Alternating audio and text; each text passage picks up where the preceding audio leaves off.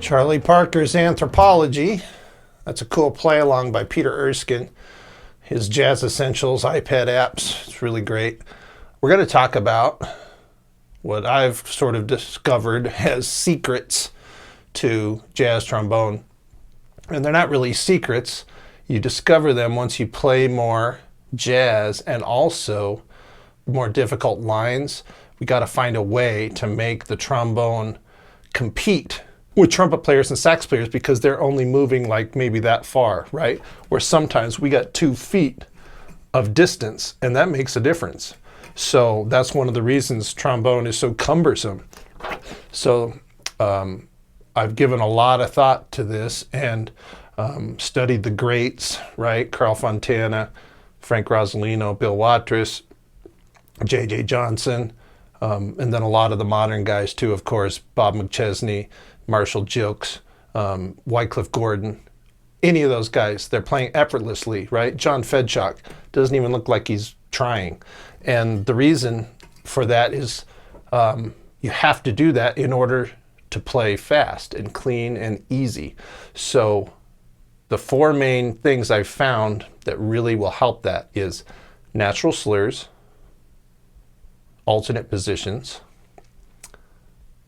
ghosting notes, and doodle tongue. So we're going to talk a little bit about all 4 of those, and at any given moment I'm using 3 or 4 of those simultaneously in order to achieve the desired result, which is a grooving line that doesn't sound like it's work.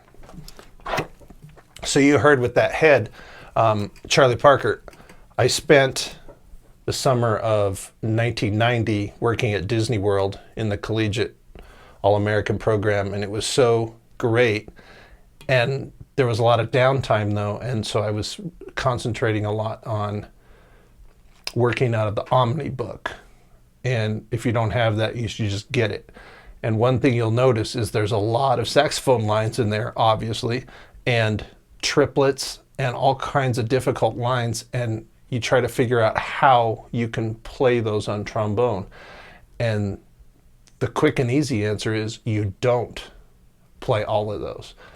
You find a way to cheat because rhythm is more important than melody.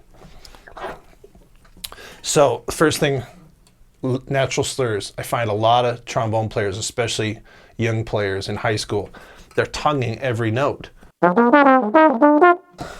I'm not tonguing every note.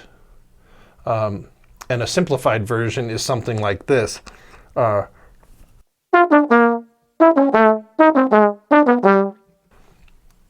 I don't need to tongue all those in order for them to be articulated because you let the horn do most of the work for you. So I'm just tugging the F, and then the D and the B flat are slurred.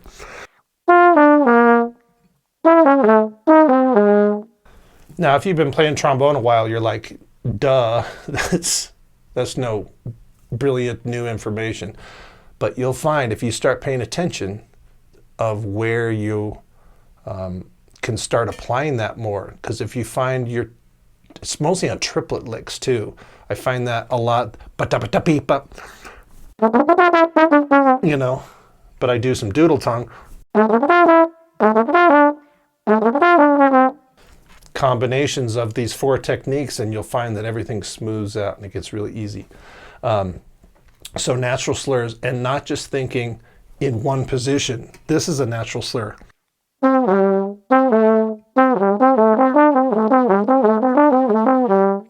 So stuff like that really sounds much smoother without tonguing everything.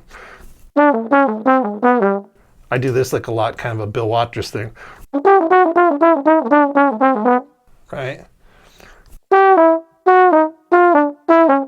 I'm just thinking about tonguing every other note.